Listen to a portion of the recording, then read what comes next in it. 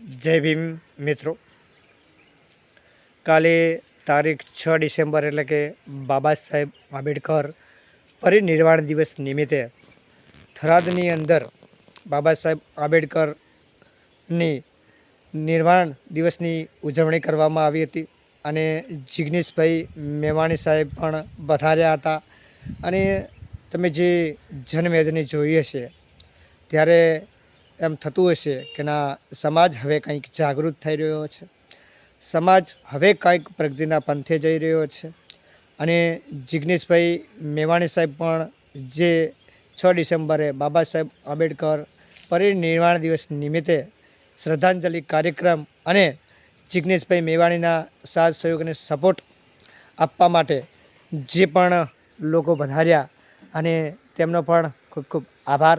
તમે જોયું કે ના, બનાસકાંઠાની ધરતી, થરાદની ધરતી ઉપર, વાવ થરાદ સોયગામની ધરતી ઉપર હજી પણ સમાજના હિતનું કોઈ પણ કામ હોય કે બાબા સાહેબ આંબેડકરના જીવનચરિત્રની કોઈ સામાજિક મિટિંગ હોય કે બાબા સાહેબ નિવારણ દિવસ નિમિત્તે કોઈ મિટિંગ હોય કે સંવિધાન દિવસની કોઈ પણ મિટિંગ હોય, ત્યારે સમાજના લોકો પોતાના સાથ સહયોગ અને સપોર્ટથી પોતાના સ્વખર્ચે આવી અને બતાવી શકે છે કે ના, અમારા સમાજની અંદર એક મહાપુરુષ બાબા સાહેબ આંબેડકરજી, જેણે જન્મ લીધો, જેમણે બાબા સાહેબ આંબેડકરે બંધારણ લખ્યું, એ બંધારણના રચિતા કહી શકાય અને જે તો એમ કહી શકાય કે સિમ્બોલ ઓફ નોલેજ ધરાવતા હતા. એમના શ્રદ્ધાંજલિ નિમિત્તે અનેક લોકો પધાર્યા અને જિગ્નેશભાઈ મેવાણીના સાથ સહયોગ સપોર્ટમાં પધાર્યા. ત્યારે ગુજરાતની અંદર પણ ખ્યાલ પડી ગયો હશે કે ના, વાવ થરાદ અને સોયગામની ધરતી અને થરાદની ખુમારી હજી પણ અકબંધ છે કે જ્યારે જ્યાં પણ સંઘર્ષ, લડત કે આપવાની હોય ત્યારે સંઘર્ષની શરૂઆત કે નવી કોઈ શરૂઆત વાવ થરાદ સોયગામની ધરતી ઉપરથી જ થાય છે. કાલે તમે જોયું કે ડ્રગ્સ, દારૂ, ચરસ, ગાંજો હજી પણ મહિલાઓએ કીધું કે 20-30% વેચાય છે. અને એક બેને તો બહુ સુંદર મજાની રજૂઆત કરી હતી કે થરાદ જિલ્લાની અંદર અને થરાદની અંદર મેડિકલો ઉપર જે નશીલા ઇન્જેક્શનો છે, નશીલી દવાઓ છે, હજી પણ વેચાય છે અને એના કારણે મહિલાઓનું ઘર બરબાદ થઈ રહ્યું છે. તેના વિશે પણ એક સુંદર મજાનું જિગ્નેશભાઈ મેવાણી સાથે એમણે ચર્ચા કરી કે સાહેબ આ પણ એક બંધ કરાવવાની જરૂર છે, એના વિશે પણ પોલીસ તંત્રને થોડુંક જાણ કરજો. અને આ સરકાર જે છે એની અંદર જે ડૉક્ટરો છે, જે સરકાર સાથે મિલી જુલી અને જે ખરાબ પ્રવૃત્તિઓ કરી રહ્યા છે. એક બહેનનો પણ એ પ્રશ્ન હતો, તમે જોયું કે સામાન્ય ગાંઠનું ઓપરેશન કરવાનું કહી અને પાટણની અંદર એક ડૉક્ટરે જે મારું ગર્ભાશય કાઢી નાખ્યું છે, એની વેદના હું કોને કહું. એ એક બેન પણ એક LRDની અંદર નોકરી કરે છે અને બેને એ કીધું કે મારી સાથે લગ્ન જીવન કોણ કરશે, અને એ પણ મોટો પ્રશ્ન છે. અને હું અનેક રજૂઆત કરવા છતાં પણ કોઈ મારી વેદના સાંભળતું નથી. તો જિગ્નેશભાઈ મેવાણી સાહેબને તેમણે વેદના રજૂઆત કરી હતી.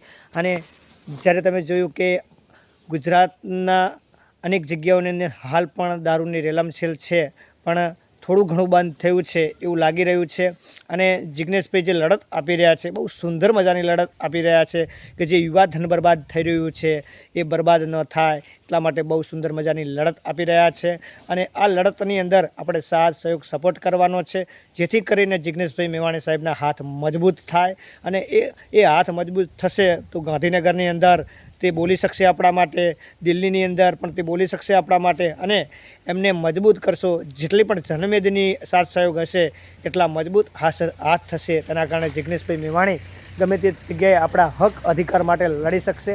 અને તમે જોયું થરાદની અંદર સ્વ ખર્ચે, પોતાના ખર્ચે સાથ સહયોગ આપવા માટે જનમેદની ઉમટી હતી. તમે જોઈ કે જિગ્નેશભાઈ મેવાણી સાહેબનું નામ પડે કે સાહેબ પધારવાના છે, ત્યારે લોકોને કહેવું નથી પડતું કે ગાડીઓ નથી મૂકવી પડતી કે કોઈ ખર્ચ નથી કરવો પડતો. પોતાના ખર્ચ સાહેબને જોવા માટે અને સાહેબનું ભાષણ સાંભળવા માટે, સાહેબના સાથ સહયોગ સપોર્ટ કરવા માટે લોકો દૂર દૂરથી પણ આવે છે અને સાહેબનું ભવ્ય સ્વાગત કરવામાં આવ્યું હતું. એટલે સાહેબને પણ એમ થયું કે વાવ ધરા અને સોઈ ગામની ધરતી મને સાથ સહયોગ આપે છે અને એમના કારણે સાહેબ જે બોલી શકે છે આપણા સાથ સહયોગના કારણે તે અકબંધ રાખજો અને સાહેબને જ્યાં સુધી સાહેબ લડે છે ત્યાં સુધી સાથ સહયોગ આપજો. એક આપણો બાહોશ ધારાસભ્ય કહી શકાય, આપણો વિરલા તેજસ્વી ધારાસભ્ય કહી શકાય, આપણા માટે હક અધિકાર માટે લડવાવાળો કોઈ ધારાસભ્ય કહી શકાય તો એક જિગ્નેશભાઈ મેવાણી જ છે. નકા ગુજરાતની અંદર 182 ધારાસભ્યો છે પણ ક્યારેય સરકારની અંદર કોઈ પ્રશ્ન કે રજૂઆત કરતા નથી. તમને અને મને પણ ખ્યાલ છે.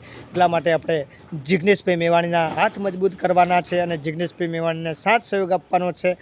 જે જ્યારે પણ મીટિંગ હોય, જ્યારે પણ એમને જરૂર હોય ત્યારે આપણે પોતાના સાથ સહયોગના ખર્ચે જવાનું છે અને જિગ્નેશભાઈ મેવાણીને ડ્રગ્સ, દારૂ અને ગાંજાની જે લડાઈ ચાલી રહી છે તેની અંદર સાથ સહયોગ સપોર્ટ આપજો એવી આશા રાખું છું. અને કોઈ પણ પ્રશ્ન હોય તો જિગ્નેશભાઈ મેવાણી સુધી પહોંચાડજો. એ ચોક્કસ આપણને સાથ સહયોગ આપશે, આપણા માટે લડશે તેવી આશા છે આપણને. એક જ વ્યક્તિ આપણા માટે લડી શકે છે અને એક જ વ્યક્તિ આપણને સાથ સહયોગ આપી શકે છે. તમે જોયું કાલે પણ 6 ડિસેમ્બરના દિવસે થરાદની અંદર જનતાએ બહુ જન આક્રોશ બતાવ્યો કે ના, જિગ્નેશભાઈ મેવાણી સાચા છે, પોલીસ તંત્ર ખોટું છે. ફક્ત જિગ્નેશભાઈ મેવાણીને બદનામ કરવા માટે જે પોલીસ તંત્રએ રેલો કાઢ્યો હતો અને આપણે મોટો મહારેલો કાઢી અને એમને સાબિત કરી દીધું પોલીસ તંત્ર એ સરકારના સંકંજામાં રહી અને સરકાર જેમ કહે છે એ પ્રમાણે કહે છે અને દારૂ જુગાર અને ડ્રગ્સ ચાલુ રહે એટલા માટે પોલીસ તંત્ર પણ સપોર્ટ કરી રહ્યું એવું લાગી રહ્યું છે. અને એક જિગ્નેશભાઈ મેવાણી જ સત્યની લડાઈ લડી રહ્યા છે. એટલે સત્યની સાથે રહેજો, સત્યને ઉજાગર કરજો, જિગ્નેશભાઈ મેવાણીને સપોર્ટ કરજો, સાથ આપજો, સહયોગ આપજો તેવી આશા રાખું છું. જય હિન્દ, જય ભારત, જય સંવિધાન.